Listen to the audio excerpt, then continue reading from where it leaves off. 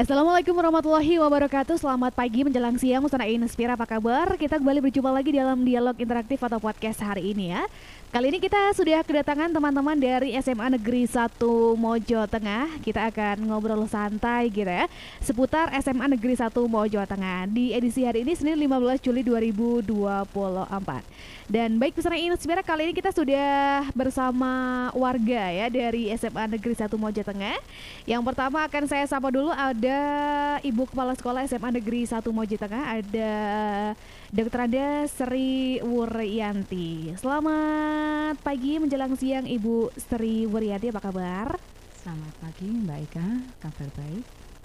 Sehat ya Bu? Alhamdulillah. Oke, masih dalam masa sibuk-sibuknya ya Bu, masa PPDB masih ya Bu ya? Iya. Oke, dan selanjutnya ada selaku Wakasek bidang kesiswaan, ada Pak Eko Luji Nugrahanto Esko. Selamat pagi menjelang siang Pak Eko, apa kabar? Selamat pagi Mbak Eka.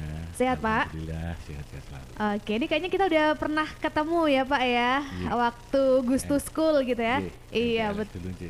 Betul. Dan kali ini kita tidak hanya bersama kepala sekolah dan guru saja, bidang kesiswaan saja, tapi ada juga siswanya yang juga ikut akan berbincang bareng kita. Ada Ketua OSIS SMA Negeri 1 Mojo Tengah, ada saya Salma Retno Kinasi. Halo, selamat pagi jelang siang. Ini panggilannya siapa sih, namanya susah banget. Halo Kak, bisa dipanggil Salma. Oh, Salma aja ya. Oke, baik.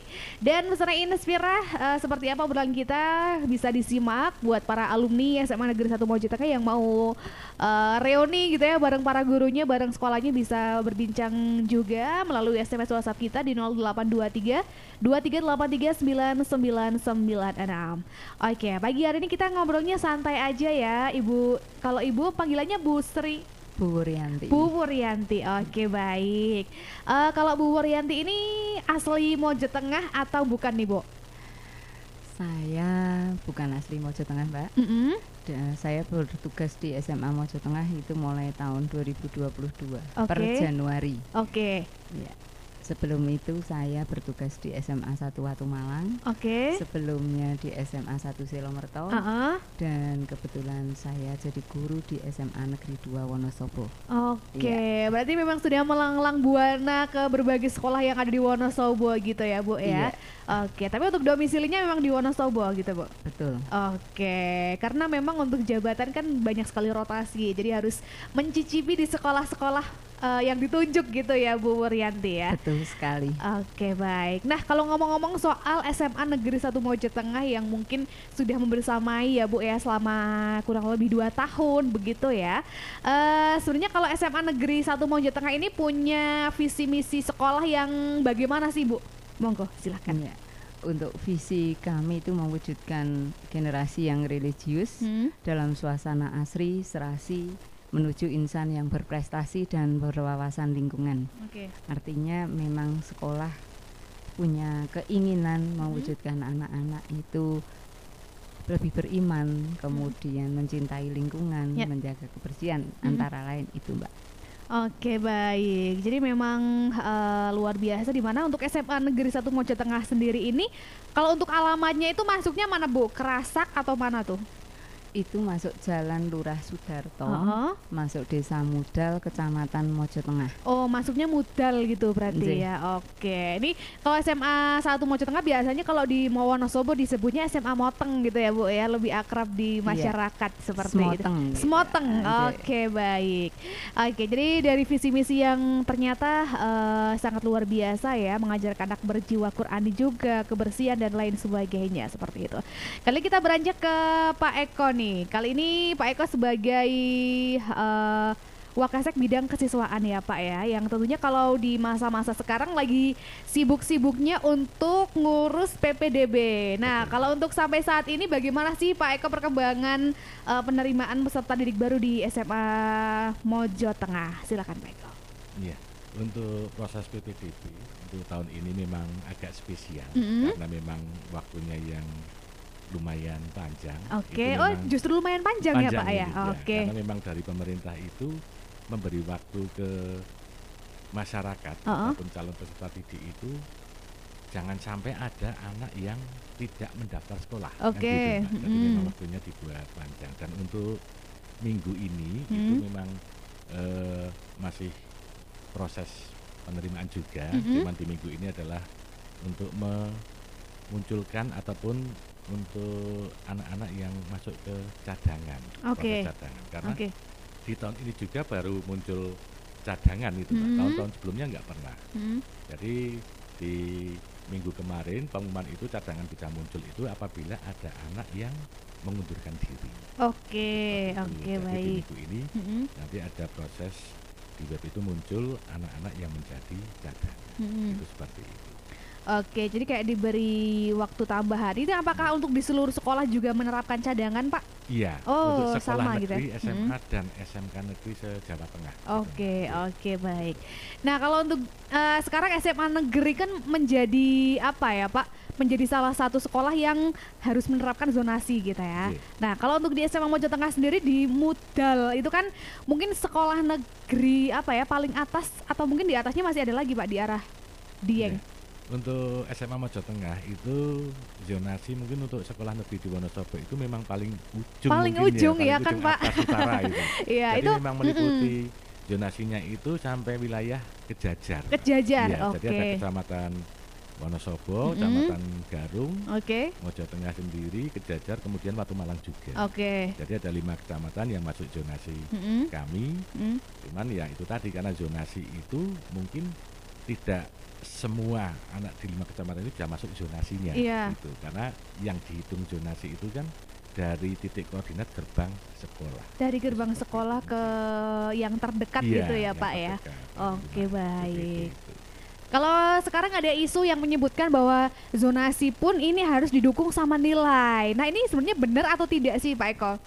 Enggak, Mbak. Enggak ya? Untuk PPDB online itu memang ada beberapa jalur. Oke. Itu kan ada zonasi, kemudian ada prestasi, kemudian ada afirmasi, dan terakhir itu perpindahan orang tua.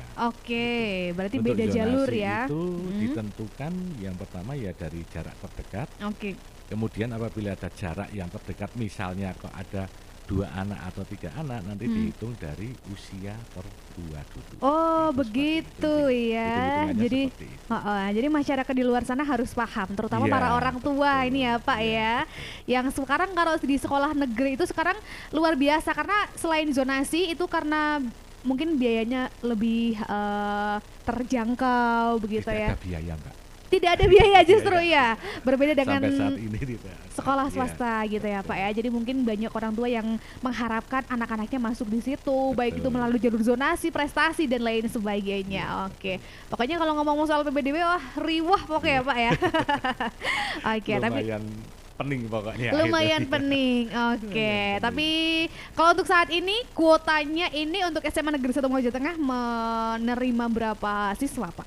Untuk Mojo Tengah untuk saat ini itu karena kami ini tahun kemarin, Mbak. Tahun kemarin SMA Mojo Tengah itu juga membuka kelas jauh di Garung. Kelas jauh. Iya, kelas Oke. jauh di Garung lokasinya. Yang nantinya itu yang akan menjadi cikal bakal SMA Negeri 1 Garung. Oke. Nah, untuk SMA Negeri 1 Mojo Tengahnya itu yang secara online kemarin adalah 8 kelas atau 288 siswa.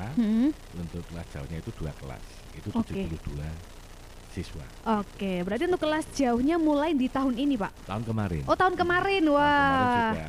Ini tahun kedua. Tahun kedua. Ini sangat luar biasa. Jadi SMA Negeri 1 Mojo Tengah ini kayak punya 2 sekolah gitu ya, Pak, 2 yang harus sekolah, diurusi ya betul. sebelum terpisah nantinya Iya. gitu. Oke, sangat luar biasa. Kalau untuk jurusannya sendiri masih IPA, IPS, bahasa atau gimana nih, Pak? Untuk jurusan karena ini sudah kurikulum merdeka itu sudah nggak ada IPA. Oh, sebenarnya itu udah nggak ada ya. Oh, saya Udah nggak ketinggalan ada, ya justru.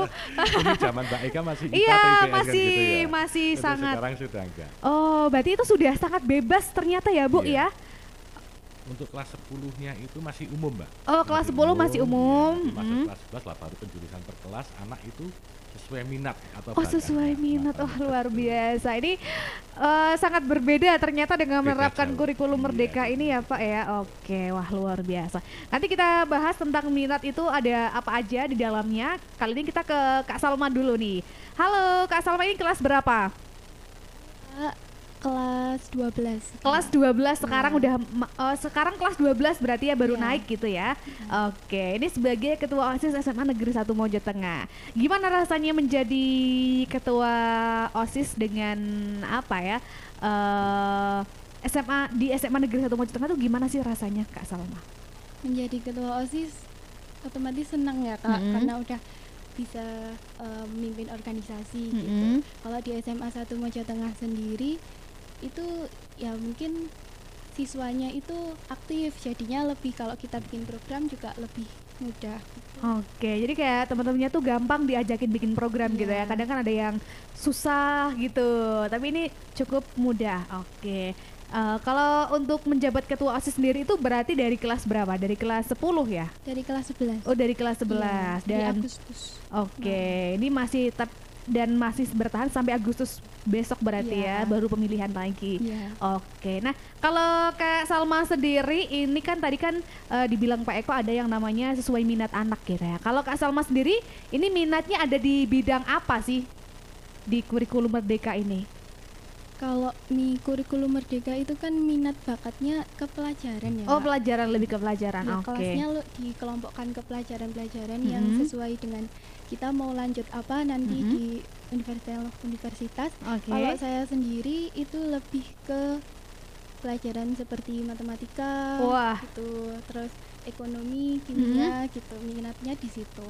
Oke, wah ini kayaknya jarang-jarang anak yang milih matematika ya. Ada yang menganggap kalau matematika itu sebagai pelajaran yang horor, tapi ada juga yang memilih ya. Oke, kalau Kak Salma sendiri nanti pengennya untuk di kuliah pengen ambil jurusan apa sih? Fisika atau apa nih justru? Kalau saya pengennya statistika. Statistika, wah luar biasa, udah mumet duluan saya mikirnya ya. Gak apa-apa, ternyata ada yang bilang itu mumet, ada yang bilang itu menyenangkan pasti Iya. kalau menurut Kak Salma ya. Oke, nah ini kalau sudah apa ya, sudah punya minat, jadi kalau untuk sekarang belajarnya juga jelas gitu ya, belajarnya di bidang apa seperti itu. Nah kalau di SMA Negeri 1 Mojo Tengah sendiri dengan kurikulum Merdeka, kalau misalnya minatnya kan di bidang tadi ya matematika dan lain sebagainya, tapi kalau untuk pelajaran yang lain apakah itu semuanya diikuti atau sebagian saja? Itu sebagian aja Kak, karena kan kita kalau kurikulum Merdeka itu nggak mencakup semua pelajaran, hanya pelajaran yang kita minati aja. Oke. Gitu. Oke, berarti kalau untuk misal hari Senin nih, kalau untuk pelajaran yang di apa namanya, yang dilakukan, yang diterima di hari Senin, berarti Senin sampai Sabtu tuh mata pelajarannya berarti gimana pembagiannya? Pembagiannya misal Senin ya itu nanti ada matematika sama Mm-mm. ekonomi, terus Oke. besoknya diganti lagi kimia sama sama biologi atau sama apa gitu. Oke, berarti itu sudah ada jadwalnya setiap semester juga atau bisa berubah setiap waktu nih Kak Salma? Itu berubah di kelas 11-nya. Karena Oh. kelas 10-nya kita masih Umum ya masih umum, semuanya? masih semua. Nanti kalau kelas 11 kita baru penjurusan, dan di kelas 12 itu mata pelajarannya nggak berubah sama Oke. kayak yang di kelas 11. Oke, baik. Jadi seperti itu. Nah, kalau Kak Salma merasakan gitu ya, dulu berarti kurikulum Merdeka sudah ikut dari awal, dari kelas 10? Sudah Sudah ikut. gitu ya. Gimana sih perasaannya mengikuti kurikulum Merdeka yang lebih ke sesuai minat anak gitu? Lebih senang sih Lebih Kak. senang, Iya, karena oke. kita jadi lebih mempelajari dalam tentang apa sih yang kita minati gitu. Mm-mm. Terus di kurikulum Merdeka kan juga ada P5. Jadi kita lebih berpikir kreatif juga di P5 itu. Oke, dan di situ biasanya sebagai mengekspresikan apa yang ingin dilakukan anak-anak Iya. gitu ya. Oke, baik, luar biasa. Baik, kita kembali ke Ibu Wuryanti nih Bu. Kalau mungkin kurikulum Merdeka kan diterapkan di semua sekolah begitu ya, karena memang sekarang sudah dianjurkan pemerintah untuk menerapkan kurikulum Merdeka. Tapi kalau menurut Ibu sendiri, apa sih Bu keunggulan dari SMA Negeri 1 Mojo Tengah dengan menerapkan kurikulum Merdeka yang sudah ada gitu? Silakan. Ya, keunggulannya yang utama titik poin kita ada kegiatan yang namanya P5, Mbak. P5 itu proyek penguatan profil pelajar Pancasila yang memuat dimensi-dimensi, ada 6 dimensi di sana. Utamanya seperti yang disampaikan Mbak Salma tadi, ini mendidik anak-anak untuk lebih kreatif, mandiri. Titik poinnya yang paling banyak di sana. Selain tentu saja ada beriman, bertakwa, tadi sudah ada divisi kita juga, kemudian berkebinekaan global sehingga tidak hanya lokal saja, kemudian bernalar kritis dan kreatif tadi, sehingga dengan adanya kegiatan P5 ini diharapkan anak-anak itu nanti bisa lebih mandiri. Jadi untuk kegiatan P5 ini dalam kurikulum Merdeka itu selama pembelajaran di SMA itu ada 7 kali. Di SMA Mojo Tengah sudah terlaksana 6 kali untuk yang angkatannya Mbak Salma. Berarti tinggal nanti yang kelas 12-nya tinggal 1. Itu dari situ ternyata kita bisa mendapatkan anak-anak itu potensial sebetulnya gitu. Yang bisa diambil sisi positif dari kurikulum Merdeka itu juga tadi sudah disampaikan bahwa anak-anak sekarang sudah tidak ada program mata pelajaran program IPA, IPS atau bahasa. Jadi mungkin masing-masing sekolah itu nanti penjurusannya tidak akan sama, Mbak. Contoh misalnya SMA Mojo Tengah dengan SMA 1. Pengelompokan mapelnya tentu saja berdasarkan minat siswa dan SDM yang tersedia di sekolah. Jadi itu yang membedakan mungkin untuk anak-anak kalau mau berpindah ke sekolah itu penyesuaiannya harus, kalau bisa memang mata pelajaran pilihannya harus yang sama, karena kalau berbeda penyesuaiannya akan lebih susah gitu ya Bu ya. Mungkin seperti itu, Mbak. Kalau Ibu melihat sendiri nih sebenarnya minat anak dari SMA Negeri 1 Mojo Tengah itu kebanyakan itu mereka kemana nih Bu? Atau mungkin justru berbeda-beda, banyak pilihan juga nih Bu? Iya. Kebetulan dari hasil analisa yang kita ambil untuk anak-anak ini tadi kita hitung itu sekitar 40% anak-anak masih berminat untuk melanjutkan. Sebetulnya orientasi untuk di SMA itu memang untuk melanjutkan ke perguruan tinggi, tapi faktanya juga beberapa anak masih memilih misalnya untuk tidak melanjutkan, akan berwira swasta, kemudian mungkin bekerja seperti itu. Nah, ini yang mungkin saya berbicara kelemahan di kita harusnya memang untuk nilai tinggi dari satu sekolah SMA itu adalah angka melanjutkan sekolah. Nah, ini juga butuh dukungan tidak hanya dari sekolah, tapi juga tentu saja yang paling utama adalah keluarga. Karena kalau keluarga sudah tidak mendorong, pihak sekolah itu juga sangat sulit mendorong karena berhubungan dengan pembiayaan dan sebagainya. Ini yang mungkin jadi PR bagi kita untuk meningkatkan angka masuk ke perguruan tinggi. Kemudian juga masih beberapa siswa mungkin yang minat belajarnya itu masih kurang. Ini yang jadi tantangan bagi kita, sehingga mungkin prestasi yang ada di sekolah masih harus betul dipompa untuk bisa meningkat, begitu Mbak. Baik. Jadi memang angka untuk meneruskan ke jenjang berikutnya adalah tujuan akhirnya gitu ya Bu ya. Dimana untuk SMA Negeri 1 Mojo Tengah untuk yang tahun ini kelulusan tahun ini mereka kebanyakan bagaimana nih Bu? Apakah mereka banyak yang meneruskan sesuai dengan minat mereka, atau justru banyak yang ingin berwirausaha atau dan lain sebagainya nih Bu? Dari angka yang kita peroleh dari analisa itu sekitar 47% anak-anak masih melanjutkan. Jadi itu sudah angka yang cukup atau belum kalau menurut Ibu Hurianti nih? Kalau SMA masih kurang, Mbak. Masih kurang ya. Jadi mungkin butuh apa ya, motivasi lagi, butuh sebuah program lagi untuk membuat anak-anak ini minatnya jauh lebih tinggi gitu ya. Oke, baik. Oke. Kita kembali ke Pak Eko lagi nih, Pak. Ini kalau untuk Pak Eko sendiri di SMA Mojotengah udah berapa tahun nih, Pak?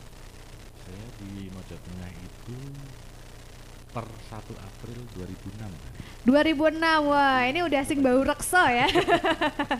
Ini udah cukup melegenda dan tentunya banyak dikenang sama anak-anak sama alumni nih. Nah, kalau saya melihat sebelum menerapkan kurikulum merdeka ya Pak ya, SMA Negeri 1 Mojotengah ini juga menjadi salah satu SMA yang favorit. Ini kalau di angkatan saya Pak, saya lulusan tahun 2017.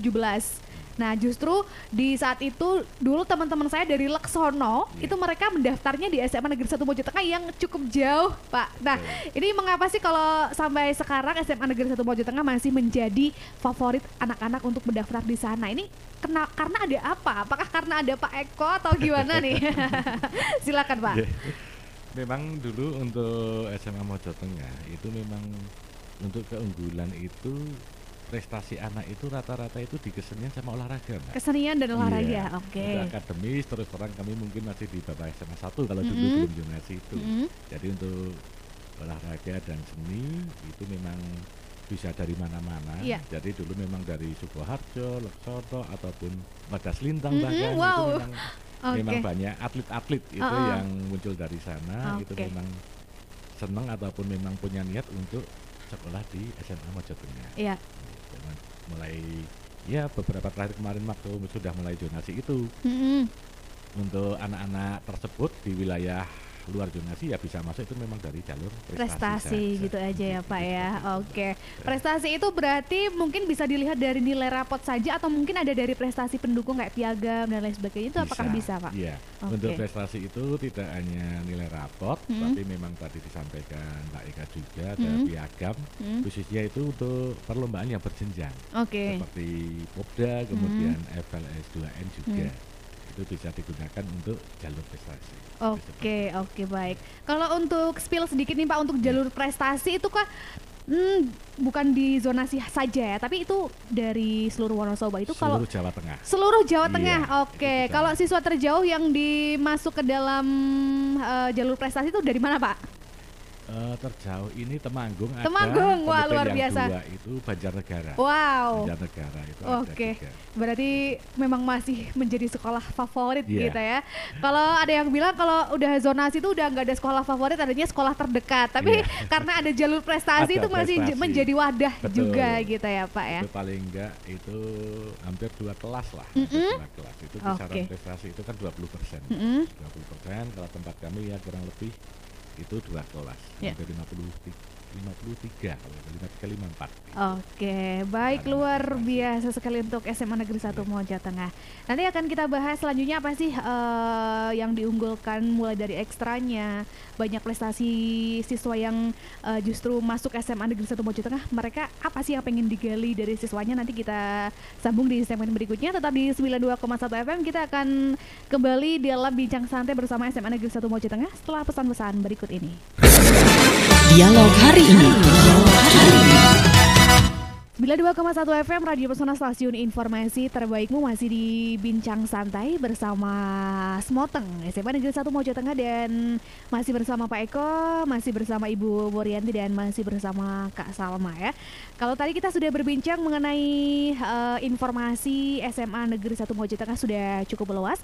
Kali ini ternyata sudah ada pertanyaan dari Pesona Inspira yang sudah bergabung bareng kita nih, Bu. Selamat siang dari Aryo di Selokromo. Mbak, saya mau tanya nih, sering melihat kegiatan event SMA Mojotengah. Terakhir saya melihat di Adipura, tapi lupa apa nama kegiatannya. Pas lewat sana itu ada rame-rame, terus lihat ada banner SMA 1 Mojotengah. Nah, kayaknya kegiatan SMA 1 Mojotengah banyak banget ya. Di luar kegiatan belajar mengajar, kayaknya anak saya kalau tak sekolahkan di situ cepat berkembang deh gitu. Nah, mungkin bisa dikonfirmasi dulu Pak Eko atau Ibu Urianti, kemarin terakhir acara apa nih Bu yang di Adipura nih? Dan kalau misal menjawab pertanyaan para orang tua yang kalau menyekolahkan anak di SMA Negeri 1 Mojotengah, anaknya cepat berkembang, apakah ini sebuah fakta yang bisa dijelaskan? Silakan monggo. Saling menyambung nggak apa-apa nanti Bu? Kegiatan yang kita laksanakan di Adipura ya Mbak. Itu kegiatan yang tadi Jati Diri namanya Mbak. Festival Jati Diri itu merupakan wahana bagi sekolah untuk memberi kesempatan siswa-siswa mengeksplor kompetensinya dalam terutama di bidang seni. Kemudian juga kebetulan SMA Mojo Tengah itu dulu adalah penggagas pertama Market Day yang kita laksanakan. Dengan seperti itu akhirnya kita laksanakan digabung kegiatan Market Day sekaligus dengan menampilkan karya-karya anak-anak yang nanti bisa dinikmati. Dengan kemajuan teknologi sekarang memang kita bisa menayangkan live lewat YouTube juga ya Mbak. Kemudian itu merupakan agenda tahunan berkaitan dengan kegiatan Sumpah Pemuda biasanya begitu. Jadi kita laksanakan di bulan Oktober. Nah, kenapa di Adipura? Ya ini karena banyak hal yang selain kita tidak memiliki tempat yang memadai di SMA Mojo Tengah ini belum memiliki GOR begitu atau mungkin aula yang cukup memadai untuk anak-anak berekspresi karena mengingat cuaca di Wonosobo itu sering hujan. Ada beberapa pertimbangan saya memang melaksanakan di Adipura itu supaya anak-anak bisa lebih fokus karena kalau sudah hujan itu biasanya acara bisa menjadi kacau. Iya, betul.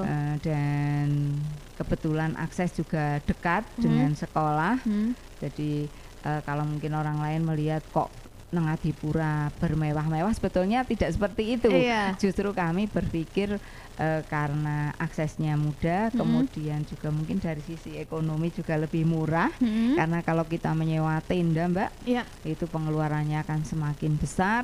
Di samping dari sisi keamanan, dari cuaca, ini tentu saja lebih aman kalau kita laksanakan. Mungkin Pak Eko bisa menambah, Pak Eko. Silakan Pak. Itu memang untuk kegiatan mungkin pada saat itu di Adipura itu memang dalam rangka festival Jati Diri. Itu memang seperti tadi disampaikan oleh Ibu Kepala Sekolah, itu memang event tahunan itu yang memang ditonjolkan oleh SMA Negeri 1 Mojo Tengah. Jadi di dalam event tersebut nanti tiap-tiap kelas ataupun nanti perwakilan kelas itu saling mengeluarkan untuk anak-anaknya itu bisa berekspresi gitu, seperti itu.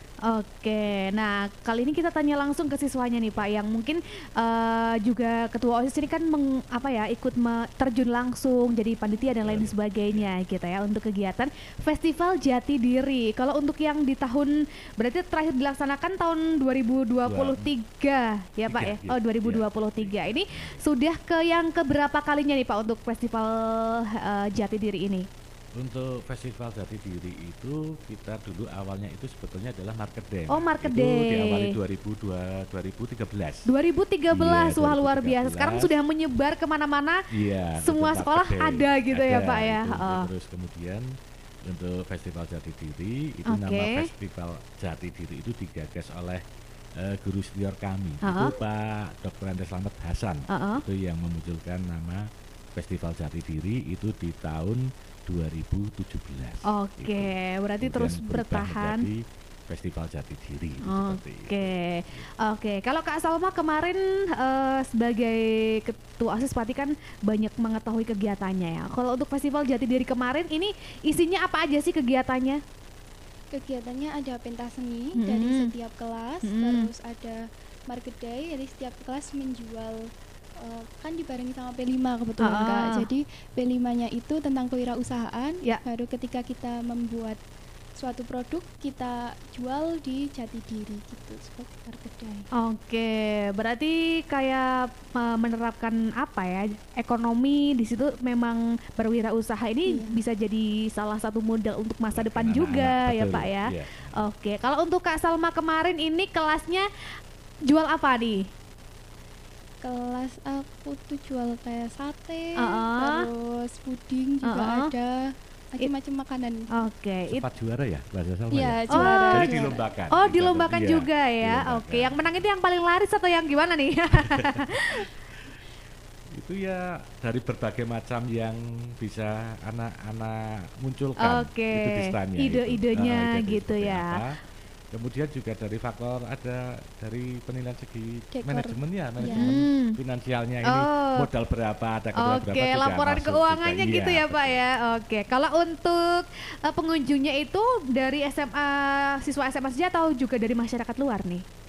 Dibuka untuk umum, Mbak. Untuk umum juga ya Pak ya. Umum, berarti memang luar biasa sekali. Dan kalau untuk di tahun 2024 ini sudah mempersiapkan event apa nih Pak untuk kembali digaungkan kepada masyarakat? Sama mungkin. Untuk bulan Oktober nanti juga muncul festival sendiri juga. Ya. Cuman kami masih ini kebingungan juga nanti antara mau di sekolah atau tetap di Adipura. Oke. Rencana nanti tinggal dari OSIS karena nanti kan untuk panitia itu dari OSIS. Jadi guru lepas tangan ya Pak ya. Semangat ya Kak Salma dan teman-teman ya.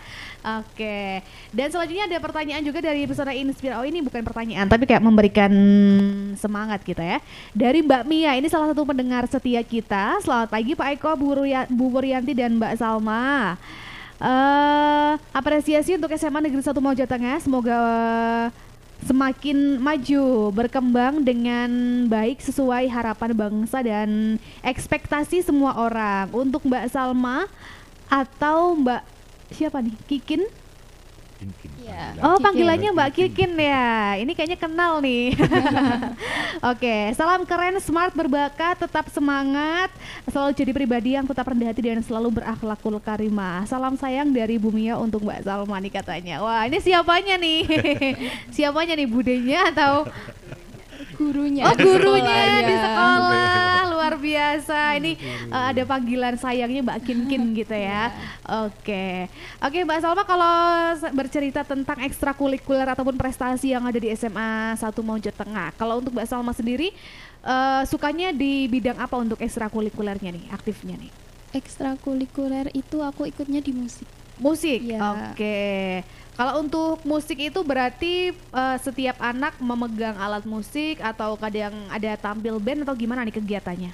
Ada bandnya, terus setiap anak juga pegang alat musik atau mungkin bisa kepaduan suaranya. Wah ini katanya Bu Mia dia pecinta musik biola nih katanya. Kebetulan piano malah Mbak. Piano. Piano. Berarti memang di situ juga menyalurkan bakatnya Kak Salma gitu ya. Luar biasa sekali. Nah, kalau Bu Wuryanti dan juga Pak Eko, kalau ngomong-ngomong soal prestasi dari ekstrakurikuler, ini kan pasti banyak anak-anak yang sudah menyumbangkan prestasi untuk sekolahnya nih Bu. Kalau untuk terakhir yang sudah dilalui ataupun diikut lomba, itu ada kegiatan apa saja nih Bu Wuryanti, silakan. Yang belum lama itu kegiatan FLS 2N. Kalau di kita untuk tahun ini beberapa anak memang mendapat juara untuk di bidang tari, kemudian ada di bidang vokal putri, kemudian ada lagi yang di bidang komik digital, kemudian cipta lagu, kemudian lagi yang sudah sampai tingkat provinsi itu tari Mbak. Untuk FLS 2N kita bisa juara 3, ini pernah mendapatkan juara 3 untuk tingkat provinsi. Kemudian yang paling belum lama untuk tingkat nasional itu festival seni musik Islami. Kebetulan lombanya ada di Masjid Agung Semarang, kita nomor 3. Luar biasa. Jadi tidak hanya berprestasi di bidang mata pelajaran saja, tapi juga di ekstrakurikuler yang ternyata sampai di tingkat nasional bahkan provinsi gitu ya Bu ya. Ini sangat luar biasa. Nah, kalau untuk menurut Ibu sendiri bagaimana sih mengelola anak-anak yang memang sudah punya bakat untuk bisa di sekolah tuh tadi bisa terus berkembang, kayak pertanyaan yang tadi kalau menyekolahkan anak-anak di SMA Maja Tengah bisa cepat berkembang ini katanya nih Bu. Ini kalau menurut Ibu tanggapannya bagaimana? Untuk mengelola anak-anak istimewa itu banyak. Kalau mungkin ini untuk yang berbakat istimewa, ada istimewa karena inklusi, itu ada juga karena kebetulan tadi sudah sampaikan Pak Eko, sekolah kita itu terkenal dengan sekolah penyelenggara pembelajaran inklusi, walaupun tahun ini itu kebetulan tidak ada pendaftarnya, itu belum tentu tidak ada anak-anak inklusi karena mungkin bisa saja masuk melalui jalur zonasi atau jalur yang lain. Kemudian ini memang membutuhkan pembinaan kerjasama secara menyeluruh dari semua pihak sekolah, terutama Bapak Ibu guru yang mestinya bisa memahami bakat masing-masing anak. Untuk anak-anak yang berbakat tari misalnya, nanti didorong untuk mengikuti kegiatan-kegiatan ekstrakurikuler di tari, kemudian mengikuti kompetisi yang mungkin bisa diikuti, baik itu yang berjenjang maupun yang tidak berjenjang. Nah, seperti itu. Tentu saja dengan segala keterbatasan sekolah, kami tetap mendorong untuk anak-anak bisa mengikuti kegiatan-kegiatan itu secara mandiri, sehingga tumbuh perkembangan kemampuan kompetensi yang dimiliki itu menjadi lebih maksimal. Misalnya mungkin ada lomba vokal, lomba yang lain, karena kalau semua harus hanya dari pihak sekolah, seperti tadi saya sampaikan, sekolah itu sangat terbatas. Tapi perlunya ini terutama juga mungkin dari tim kesiswaan, kemudian BK itu bisa lebih mengenal karakter anak, mana yang dibutuhkan, dan kita kalau menyusun ekstrakurikuler itu juga berdasarkan minat siswa. Jadi biasanya kesiswaan, nanti mungkin Pak Eko bisa bercerita bagaimana prosedurnya. Itu kita akan mengambil sejumlah siswa berapa yang ikut dan kemampuan sekolah itu apa saja yang bisa memberikan sarana prasarana bagi anak-anak, begitu.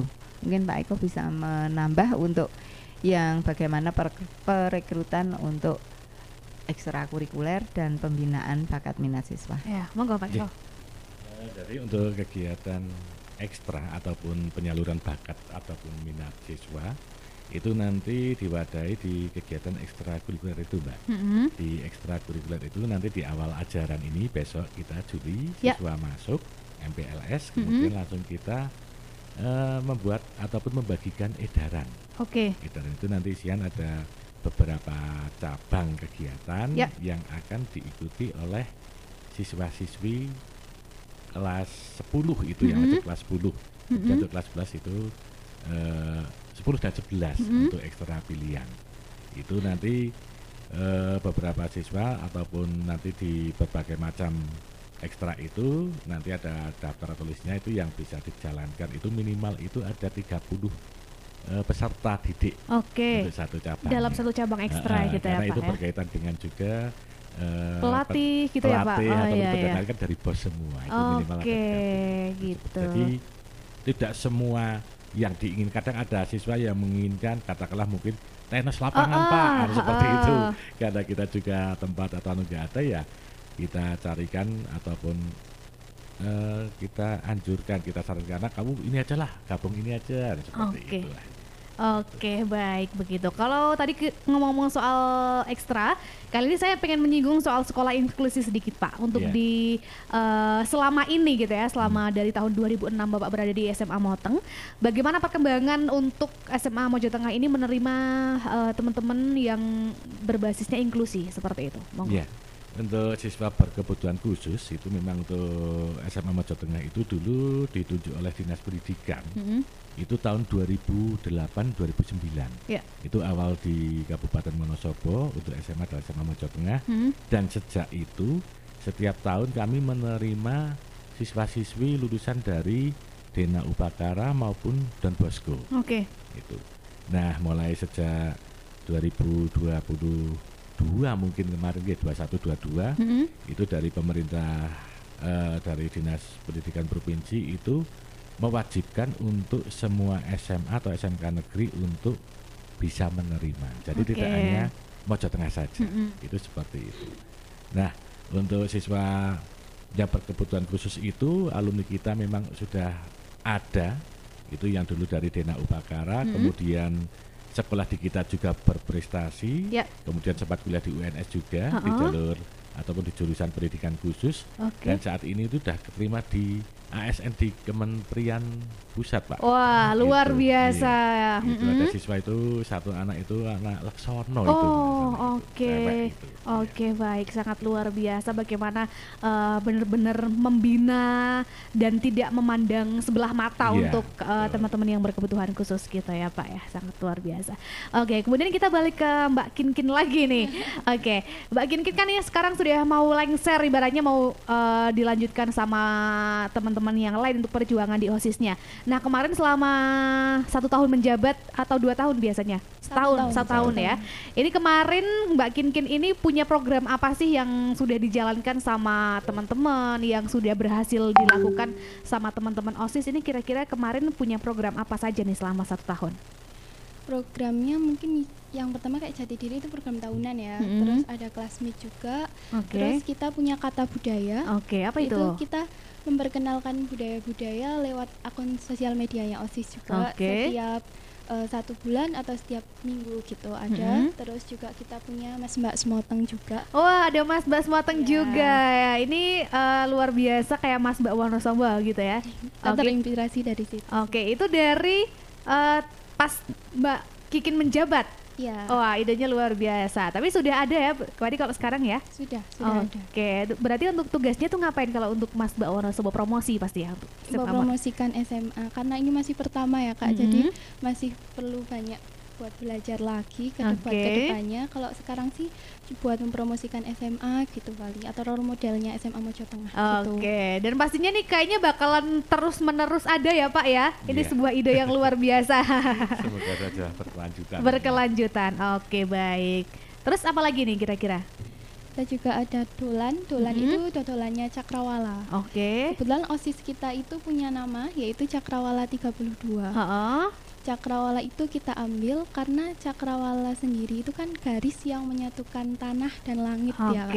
Jadi kita pengen implementasikan makna dari cakrawala di OSIS itu, kan siswa-siswinya banyak berbagai sifat, berbagai karakter yang kita bisa jadi kerja sama bareng di OSIS ini gitu. Luar biasa sekali ya.